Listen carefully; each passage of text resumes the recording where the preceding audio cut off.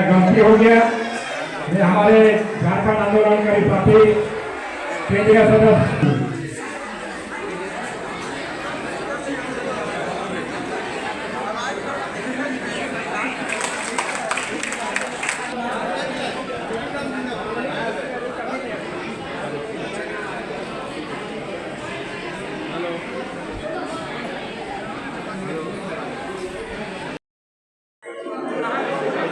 आदिपुर नगर committee का ये संगठन का स्थिति पर आज यहाँ परिचर्चा है। साथ में चुनाव संबंधित बातें भी यहाँ पर होगी और हाउस में बाकी विषय पर भी हम लोग चर्चा करेंगे।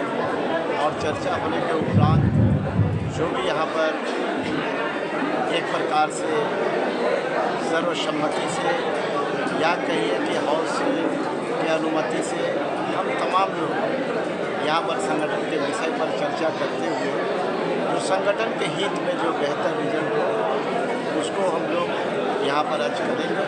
उसके बाद ये सारी कार्रवाई एक प्रकार से यहाँ से हम लोग केंद्रीय कार्यालय तक वहाँ पर भेजने का परिवर्तन का निकला हुआ है और सरकार का भी जो है मैया सम्मान यात्रा निकला हुआ है, कितना असर करेगा? देखिए, बीजेपी तो आज हतोत्साहित है। आज बीजेपी के साथ कोई मुद्दा नहीं है इसके धर्म में, क्योंकि जिस तरह से हमारे झारखंड के माननीय मुख्यमंत्री हेमंत सोरेन के द्वारा जिन योजनाओं को लेकर बात धरातल पर उतरे हैं और इसका लाभ जन जन तक पहुँचाने का जो प्रयास कर रहे हैं, इससे राज्य की जनता काफ़ी उत्साहित है। और ख़ास करके हमारे जो मुख्यमंत्री महिला सम्मान योजना जो है, ये एक प्रकार से इस राज्य के भीतर में हिट हो चुका है। पूरे घर घर तक हमको नहीं लगता है कि कोई इससे छूटे, कोई अछूता रहे।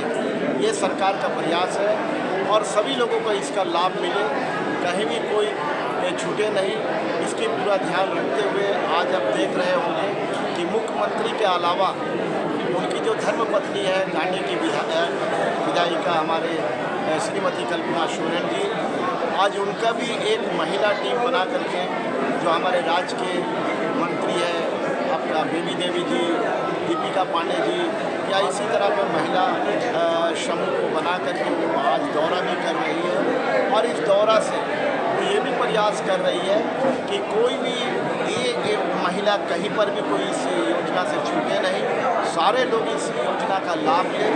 ये एक प्रकार से वो ज़मीन पर सर्वे करने के लिए भी उतर चुकी है। बीजेपी के पास आज कोई मुद्दा नहीं है। अब जो मुद्दा जो पेपर के माध्यम से, मीडिया के माध्यम से जो आ रही है, इसको आप लोग देख रहे हैं। इससे बड़ी मुद्दा है कि राज्य के जनता को हम कैसे सम्मान देंगे, उसका जीवन स्तर को हम कैसे ऊंचा करेंगे, उसको कैसे हम आगे लाएंगे, कैसे राज्य को विकसित करेंगे। इन तमाम चीज़ों को ध्यान में रखते हुए हमारी सरकार की ये योजना, ये कार्य चल रही है। इसलिए बीजेपी का परिवर्तन यात्रा से झारखंड मुक्ति मोर्चा को या इस सरकार को किसी भी तरह का कोई फर्क नहीं पड़ रहा है। वो अपने हतोत्साहित है। आप देख रहे हैं कि कई ऐसे मुख्यमंत्री को जो पूर्व मुख्यमंत्री रहे और वर्तमान में भी कई राज्य के मुख्यमंत्री हैं, केंद्रीय मंत्रीगण है, सारे नेताओं का एक प्रकार से झारखंड में जमावड़ा हो चुका है। सारे लोग एक ही व्यक्ति से घबरा रहे हैं जो राज्य के मुख्यमंत्री माननीय हेमंत सोरेन हैं। उसके कार्यशैली को देखते हुए सारे लोग एकदम बोला जाए कि वो लोग का मानसिक संतुलन एक प्रकार से बिगड़ चुका है, ऐसे नज़ारा देखने को मिल रहा है। इसलिए हम लोग को बीजेपी से कोई फ़र्क पड़ने वाला नहीं है। झारखंड मुक्ति मोर्चा, हमारे माननीय मुख्यमंत्री अपनी पूरा टीम के साथ योजनाओं को धरातल पर उतारने का प्रयास कर रहे हैं और लोगों को इसका लाभ और सम्मान देने का प्रयास कर रहे हैं। ये आगे भी जारी है। सर, चंपा करके जाने से पार्टी को कितना नुकसान होगा? देखिए, पार्टी एक राजनीतिक प्लेटफॉर्म है, यहाँ लोग आते हैं जाते हैं। जिस तरह से आप देखते होंगे कि रेलवे प्लेटफॉर्म पर ट्रेनें आती है, पैसेंजर उतरते हैं, फिर नए पैसेंजर चढ़ते हैं, तो उनका कभी चलना बंद नहीं होता। उसी तरह ये झारखंड मुक्ति मोर्चा एक प्रकार से नेताओं का ये प्लेटफॉर्म है, और इसको दूसरे रूप में कहा जाए कि झारखंड मुक्ति मोर्चा नेता प्रोडक्ट कंपनी है। यहाँ से एक लीडर हम लोग प्रोडक्ट किए और उसको हम लोग मार्केट में छोड़े, उसको दूसरे राजनीतिक दल आज उसको परचेज करके लिए। अब कई ऐसे नेता हैं जिसका हम नाम गिनाना नहीं चाहेंगे, भाजपा में हो या और राजनीतिक दल में हो, तो झारखंड मुक्ति मोर्चा से ट्रेनिंग ले करके लोग गए हैं और वहाँ उस पार्टी में लगे हुए हैं। इसलिए हमारे पार्टी में तो नेताओं का कमी नहीं है। यहाँ एक के जाने से जो प्लेटफॉर्म खाली हो जाएगा या स्थान खाली हो जाएगा, ऐसा बात भी नहीं है। ये कारवां चलते रहे। अपमान का आरोप लगाते हैं और बार बार अपने सभाओं में कहते हैं कि पार्टी ने उन्हें वो सम्मान नहीं दिया। किस तरह का अपमान की बात कर रहे हैं? देखिए, ये आकलन तो उनको अपने दिल से करना चाहिए। जो इस तरह का बोल रहे हैं कि हमको सम्मान नहीं मिला, हमको अपमान किया गया, अपने दिल के भीतर उनको झांक करके देखना चाहिए। ये झारखंड मुक्ति मोर्चा का इतिहास में हमको लगता है कि उनको जितना सम्मान मिला होगा, किसी भी पार्टी के कोई भी लीडर हो, सांसद हो, विधायक हो या कोई भी सीनियर पार्टी के कार्यकर्ता लीडर कोई हो, किसी को सम्मान नहीं मिला। आप देखे होंगे कि इस हमारी पार्टी की तरफ से 3 बार मंत्री बनाया गया, और अंतिम में पार्टी के भीतर में, जबकि जिसको झारखंड मुक्ति मोर्चा को कहा जाता है परिवारवाद, अपने परिवार के भीतर में उसकी धर्मपत्नी थी, उनके भाई थे, उनकी भाभी थी, और साथ ही साथ पार्टी के कई ऐसे सीनियर विधायक इस पार्टी के भीतर थे, लेकिन उनको भी वो सम्मान ना दे करके इनके ऊपर में वो आस्था जताया, विश्वास जताया, और इनको उन्होंने मुख्यमंत्री तक का पद दिया। इससे बड़ी बात, इससे बड़ी सम्मान और क्या हो सकता है? इसलिए जो सम्मान की बात कर रहे हैं वो अपने दिल के भीतर झांक करके देखें कि उसको क्या सम्मान मिला है, और जिस सम्मान के साथ आज दूसरे दल में गया है वहाँ उसको क्या सम्मान मिल रहा है, वो अपने इस पर आकलन करें। आज वो अपना मान सम्मान इज्जत को बचाने के लिए हमको ऐसा लग रहा है कि जहाँ गए हैं वहाँ वो संघर्ष कर रहे हैं। यहाँ तो मालिक बन के बैठे थे, यहाँ हर हुक्म उसका चलता था, यहाँ चाहे किसी भी विषय पर हो, लेकिन वहाँ पर वो जो गए हैं एक किराएदार के रूप में गए, वहाँ उनकी हुक्म नहीं चलेगी। वहाँ सबका निर्णय सबको देखते हुए हमको लगता है कि उसको कोई भी अगर जुबान से बात भी करना होगा तो उसको ये करना होगा। आने वाला समय क्या होगा ये परिस्थिति बताएगा, लेकिन मान सम्मान जहाँ तक की बात है, जेएमएम ने जो दिया है, हर व्यक्ति को मान सम्मान दिया, ऐसा बात नहीं है कि मान सम्मान उसको नहीं दिया। मैया सम्मान योजना 200 यूनिट फ्री बिजली, इससे जो है झारखंड की आर्थिक स्थिति बहुत कमज़ोर हो जाएगी। झारखंड को रोजगार कैसे मिले, झारखंड कैसे सुदृढ़ बने, इस पर जो है झारखंड सरकार, केंद्र सरकार की कोई नीति नहीं है, ये आरोप है।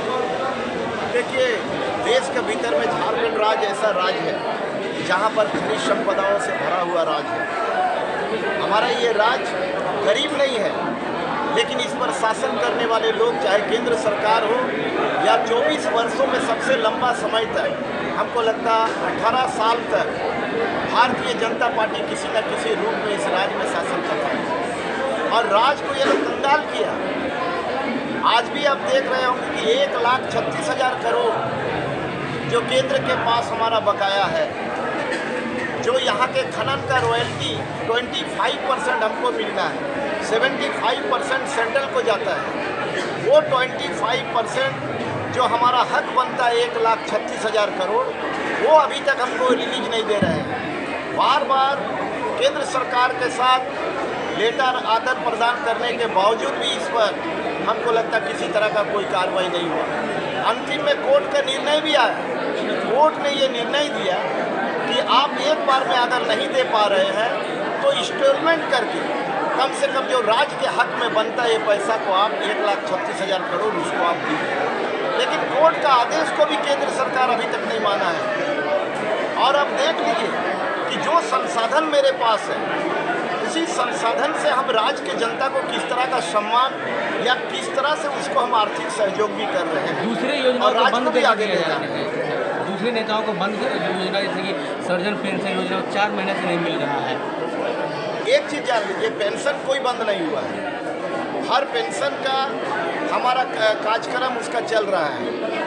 कई आप देखे होंगे कि राज्य के भीतर में, चाहे झारखंड राज्य हो या दूसरा राज्य भी हो, बहुत जगह पर जो भी सरकारी कर्मचारी होते हैं, सरकारी ऑफिसर होते हैं, कभी कभी आप देखते होंगे किसी कारणवश वहाँ पर समय पर पेमेंट ना हो करके 1 महीना की पेमेंट, 2 महीना की पेमेंट, 3 महीना की, तीसरा जोड़ करके एक साथ दे दिया जाता है।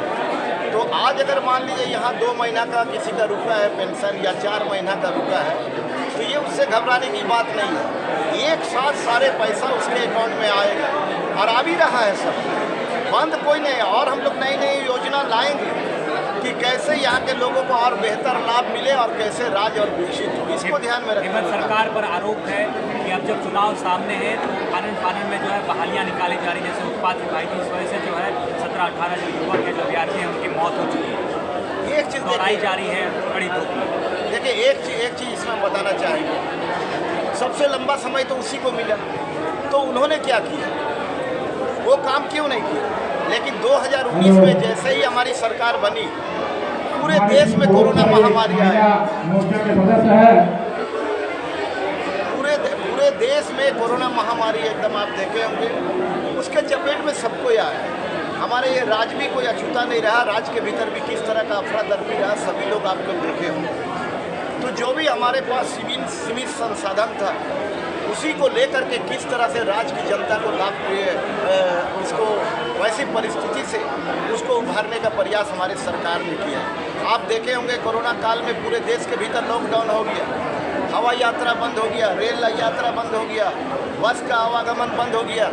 वैसी परिस्थिति में यहाँ से जो छात्र नौजवान, यहाँ के जो मजदूर देश के विभिन्न राज्यों में, चाहे वो शिक्षा ग्रहण करने के लिए गया हो या चाहे अपने काम काज के लिए पर गया हो,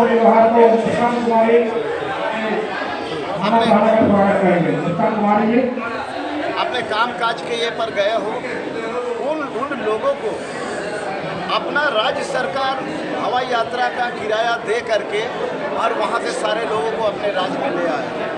ट्रेन से भी उसी तरह का पहला ट्रेन हमारे राज्य में आया, और वो लोग को कैसे ट्रीटमेंट मिलेगा, कैसे उसके घर में राशन पहुंचेगा, इसके भी सारी व्यवस्था हमारी सरकार ने की। उनके बाद जैसे ही समय हमको मिला, हम योजनाबद्ध तरीके से योजना को धरातल पर हम उतारने का प्रयास किए।